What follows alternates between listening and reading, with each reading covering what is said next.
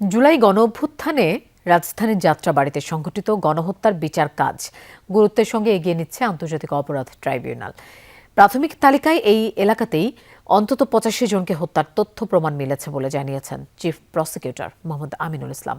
দুপুরে রাজধানীর যাত্রাবাড়ীতে নিহতদের পরিবার ও আহতদের নিয়ে আয়োজিত এক গণশুনানিতে এই তথ্য জানান তিনি। স্বজনহারাদের দাবি, দ্রুত বিচার নিশ্চিত করে দৃষ্টান্তমূলক শাস্তির দিতে হবে দোষীদের। গণশুনানিতে অংশ নেন জুলাইয়ের ঘটনায় ক্ষতিগ্রস্ত পরিবারগুলো। তারা তুলে ধরেন ঘটনার দিনগুলোর অভিজ্ঞতা, অভিযোগ এবং দীর্ঘদিনের না পাওয়া অধিকারের কথা। জুলাই গণঅভ্যুত্থানে যাত্রাবাড়ী হত্যাকাণ্ডের মামলাকে আমরা সবচেয়ে বেশি গুরুত্ব দিয়ে দ্রুততম সময়ের মধ্যে এই মামলার বিচার কাজ শেষ করা হবে বলে জানান চিফ প্রসিকিউটর। আমি চিফ প্রসিকিউশনের পক্ষ থেকে আপনাদের কাছে আমি ওয়াদা করে যেতে চাই যে আপনাদের প্রত্যেকটি পরিবার যারা শহীদ হয়েছেন, আহত হয়েছেন, প্রত্যেক পরিবারের বিচার ইনশাল্লাহ নিশ্চিত করা হবে। আপনারা একটু দয়া করে আমাদেরকে এই তথ্য প্রমাণ দিয়ে, সাক্ষ্য দিয়ে আমাদের এই বিচার কাজটাকে, এই তদন্ত কাজটাকে আপনারা ত্বরান্বিত করুন।